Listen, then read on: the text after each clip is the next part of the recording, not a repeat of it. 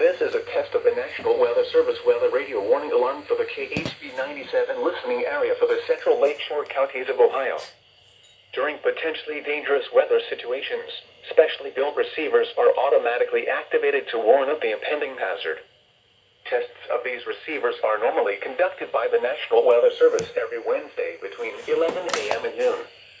When there is a threat of or existing severe weather in the area, the test will be postponed until the following day.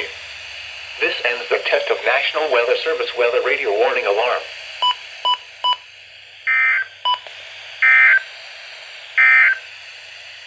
This is NOAA Weather Radio KHB 97 originating from the National Weather Service Forecast Office in Cleveland. We supply the latest available